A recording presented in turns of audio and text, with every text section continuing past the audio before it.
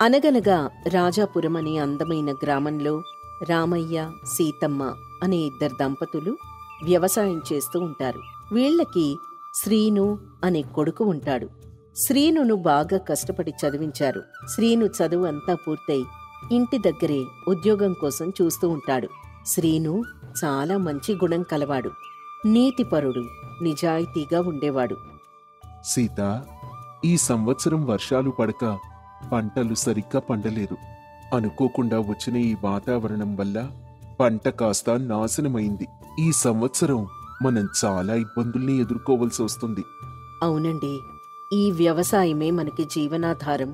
అలాంటిది ఇప్పుడు ఈ పంట మొత్తం నాశనమైంది. ఇప్పుడు మనకి ఈ రోజులు ఎలా గడుస్తాయో అని బాధపడుతూ అంటుంది సీతమ్మ. ఇంతలో శ్రీను అక్కడికి వస్తాడు. నాన్న, నేను పట్టణానికి వెళ్లి ఏదైనా ఉద్యోగం సంపాదిస్తాను. ఇక నేను ఈ వ్యవసాయం చేయలేను. మనం కష్టాల నుంచి తప్పించుకునే మార్గం కనిపెడతా. శ్రీను, నువ్వు వ్యవసాయం పట్ల అంత అశ్రద్ధగా మాట్లాడొద్దు. ఎందుకంటే మనకి సంవత్సరం పంట నాశనమై ఉండొచ్చు, కానీ మళ్లీ సంవత్సరం పంట బాగా పండొచ్చు కదా. మనకి వ్యవసాయమే జీవనాధారం. మీరు చెప్పింది నిజమే కావచ్చు నాన్న, కానీ నేను ఏదైనా మంచి ఉద్యోగం చేసి మంచి పేరు తీసుకొనొస్తాను. మనం ఎల్లప్పుడూ ఇలా కష్టపడుతూ ఉంటే మనకు ప్రతిసారి వ్యవసాయంలో నిరాశ ఎదురవుతోంది. సరే సీను, నువ్వు నీకు నచ్చినట్టే చేయరా. నువ్వు ఉన్నత స్థానంలో ఉంటే నాకంతే చాలు. పైగా పంట పెట్టుబడి కోసం కొంత అప్పు చేశాను, దానిని తీర్చాలి. కాబట్టి నువ్వు పొరుగురులో ఉన్న నా పాత స్నేహితుడైన సింహయ్య దగ్గరికి వెళ్ళు.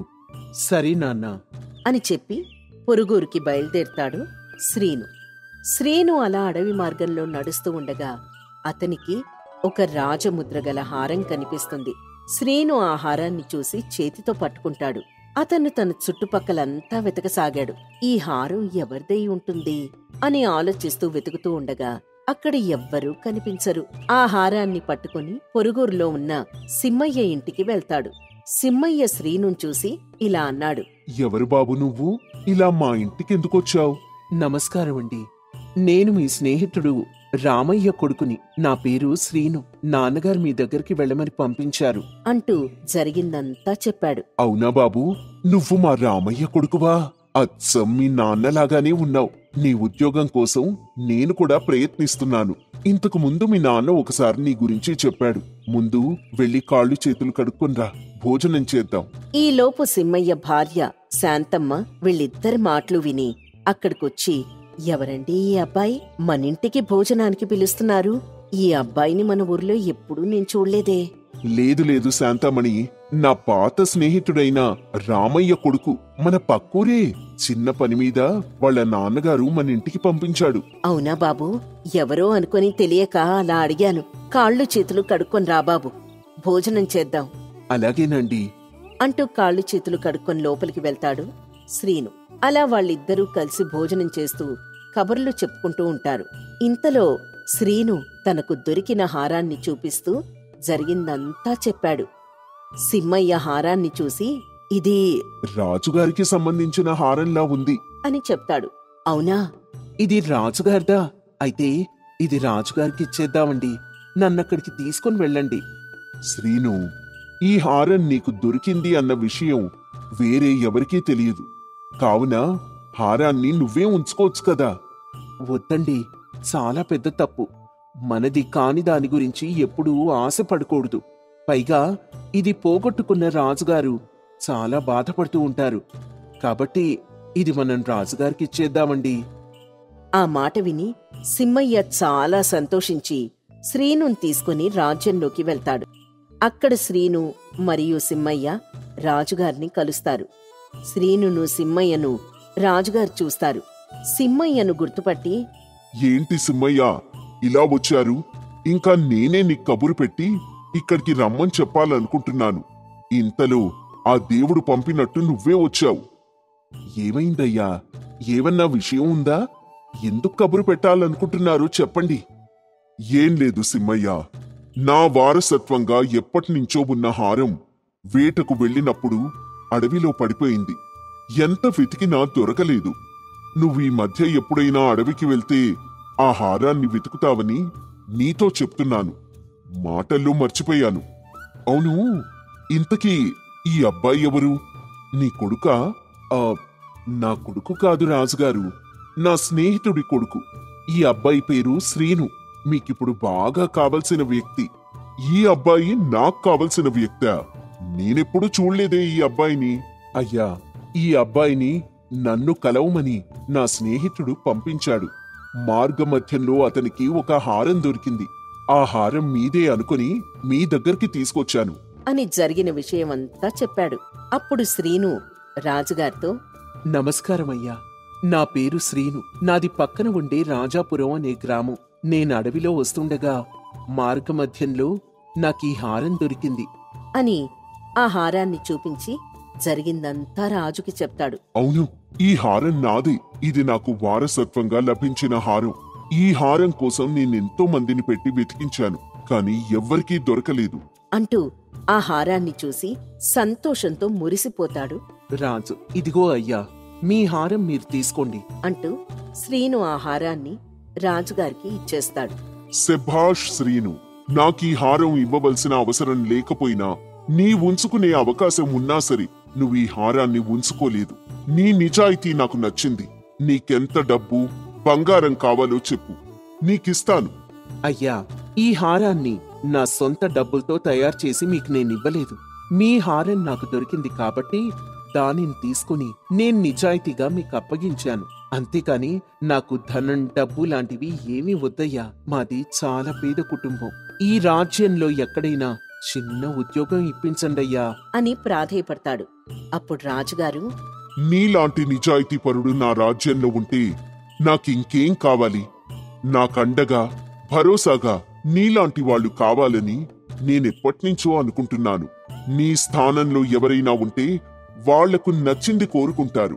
కాని నువ్వు ఒక చిన్న ఉద్యోగాన్ని అడిగావు కాబట్టి నీకు తప్పకుండా నేనీ రాజ్యంలో ఉద్యోగాన్ని ఇప్పిస్తాను అంటూ శ్రీనును తన రాజ్యంలోనే లెక్కలు వేసే పనిలో నియమిస్తాడు. దానికి శ్రీను సంతోషించి రాజుగారి దగ్గర పనిలో చేరతాడు. శ్రీను తన తెలివితేటలతో చాలా శ్రద్ధగా లెక్కలు సరిగ్గా వేసేవాడు. రాజుగారికి ఇలా మంచిగా లెక్కలు వేసి చెప్పేవాడు. ఇలా రాజుగారి దగ్గర చాలా నమ్మకంగా ఉండిపోయాడు. కాబట్టి రాజుగారు కూడా అన్ని పనులు అతనికే అప్పగించేవారు. శ్రీను, నేను పక్కూరు చిన్న పని మీద వెళ్తున్నాను.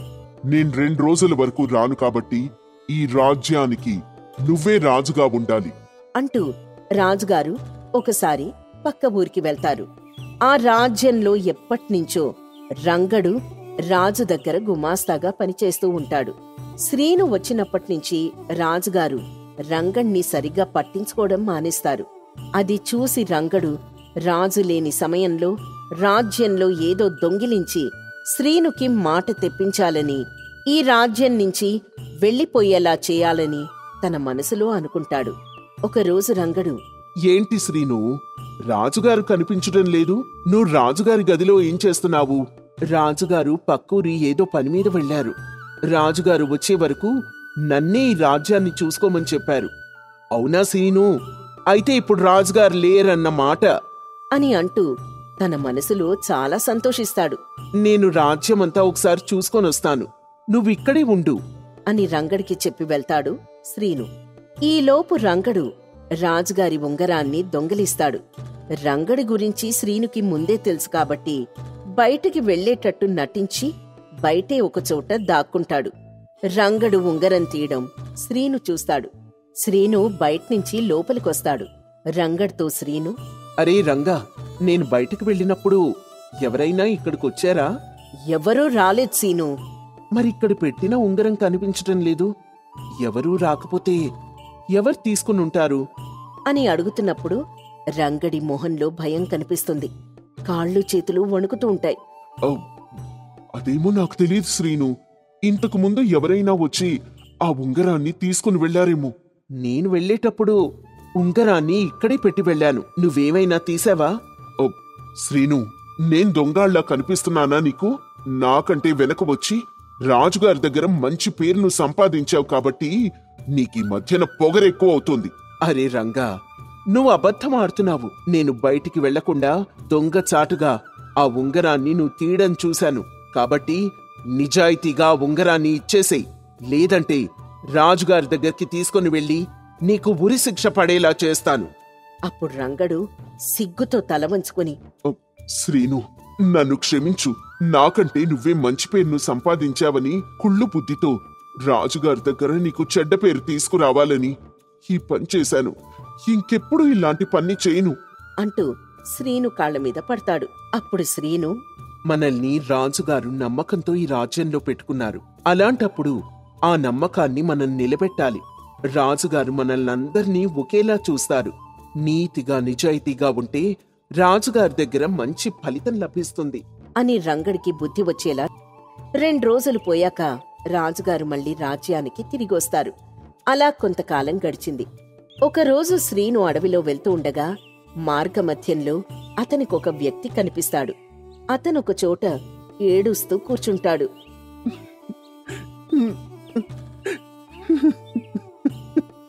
అతన్ని చూసి శ్రీను అక్కడికి వెళ్లి, ఏమైంది? ఎందుకలా ఏడుస్తున్నావు? ఎవరు నువ్వు? నా పేరు రమేష్. మాది పక్క ఊరు. చిన్న పేద కుటుంబం. మాకు రోజు గడవడానికి కూడా చాలా ఇబ్బందిగా ఉంటుంది. నేనెన్నో చోట్ల ఉద్యోగం కోసం ప్రయత్నించాను, కానీ నాకెక్కడ ఏ పని లభించలేదు. ఇంట్లో నా భార్య పిల్లలు ఆకలితో నా కోసం ఎదురు చూస్తున్నారు. వాళ్ళు తినడానికి సరుకులు తీసుకువెళ్ళడానికి నా దగ్గర డబ్బులు కూడా లేవు అని బాధపడుతూ ఏడుస్తూ చెప్తాడు. అప్పుడు శ్రీను, అయ్యో అవునా అని తన దగ్గరున్న కొంత డబ్బుని రమేష్కిచ్చి, ఇదిగో ఈ డబ్బు తీసుకుని మీ వాళ్లకి ఆహారం పెట్టు. తర్వాత నాతో వస్తే నీకు మంచి పని రాజుగారితో చెప్పి నేనిప్పిస్తాను అని అంటాడు. అప్పుడు రమేష్, కృతజ్ఞతలు, మీరు నాకు చాలా పెద్ద సాయం చేస్తున్నారు అని చెప్పి తన వాళ్లకు ఆహారం ఇచ్చి శ్రీనితో కలిసి రాజుగారి వద్దకు వెళ్తాడు. నమస్కారం రాజావారు. ఇతను నా స్నేహితుడు రమేష్. ఇతను చాలా పేదరికంలో ఉన్నాడు. కావున మీరెలాగైనా మంచి మనసుతో ఏదైనా పని కల్పించండి అని ప్రాధేయపడతాడు. సరే శ్రీను, అలాగే నువ్వు చెప్పినందువల్ల నేనితనికి పనిస్తున్నాను అని చెప్పి రమేష్కు రాజ్యంలో పని కల్పిస్తారు రాజావారు. ఇలా శ్రీను రమేష్ కొంతకాలానికి స్నేహితులవుతారు. శ్రీను రాజుగారి వద్ద చాలా గౌరవ మర్యాదలతో ఉంటాడు. రాజుగారు శ్రీనుకే అన్ని పనులు చెప్పడం, శ్రీను అన్నిట్లో పెద్దరికం వహించడం చూసి రమేష్లో ఈర్ష్య మొదలవుతుంది. శ్రీనుని ఎలాగైనా రాజుగారి దగ్గర అవమానించాలనుకుంటాడు. ఆ స్థానాన్ని తను పొందాలి అనుకుంటాడు. ఇదిలా ఉండగా ఒకరోజు రాజుగారు శ్రీనుని పిలిచి, శ్రీను, నేను అడవికి బయలుదేరుతున్నాను. కాబట్టి నువ్వు మన రాజ్యంలో ఉన్న బంగారం దగ్గర కాపలా ఉండు. వాటిని దొంగలు ఎత్తుకుపోకుండా జాగ్రత్తగా చూసుకో. అది నీ బాధ్యత. నిన్ను నమ్మి నీకు అప్పచెప్తున్నానీ పని అని చెప్పి రాజుగారు అడవికి వెళ్ళిపోతారు. ఆ మాటలు విన్న రమేష్ ఇదే అవకాశం అనుకుని వెనక నుంచి వచ్చి శ్రీను మీద దాడి చేసి అతన్ని రాజ్యానికి దూరంగా ఉన్న గుహలో బంధిస్తాడు. రాజుగారు తిరిగొచ్చేసరికి రమేష్ అక్కడ ఉన్న బంగారాన్ని తన రహస్య స్థలంలో దాచిపెడతాడు.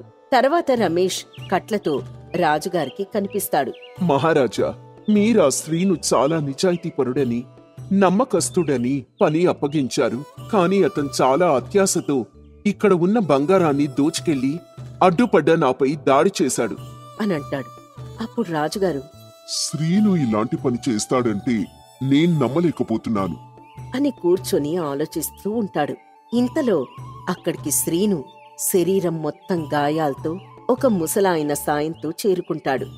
రాజుగారు, ఈ రమేష్ చెప్పిన మాటలు నమ్మకండి. ఇతనొక నమ్మక ద్రోహి అని జరిగిందంతా రాజుగారికి వివరిస్తాడు. రహస్య స్థలంలో దాచిన బంగారాన్ని కనిపెట్టి తీసుకొస్తాడు. నన్ను గుహలో బంధించడం వల్ల నేను బయటికి రాలేకపోయాను. అటుగా వస్తున్న పెద్ద ఆయన నా కేకలు వినిపించి నన్ను రక్షించి ఇక్కడికి తీసుకొని వచ్చాడు అని శ్రీను రాజుగారికి చెప్తాడు. అది విని రాజుగారు చాలా కోపంతో రమేష్ని కారాగారంలో బంధించి అనేక శిక్షలు వేయమని ఆదేశిస్తారు. తన బంగారాన్ని తనకిచ్చి తన నిజాయితీ నిలబెట్టుకున్న శ్రీనుకి తన ఒక్కగానొక్క కుమార్తెనిచ్చి పెళ్లి చేసి శ్రీనుకి రాజకుమారుడిగా తన వారసత్వాన్ని ఇస్తాడు. ఈ కథలోని నీతి ఏంటంటే, నిజాయితీ అనేది మనల్ని ఎప్పుడూ ఉన్నత స్థానంలో నిలబెడుతుంది. కాబట్టి అందరూ నిజాయితీగా తమ ధర్మాన్ని తాము నిర్వహించాలి. అది మనకు గొప్పతనాన్ని అందిస్తుంది.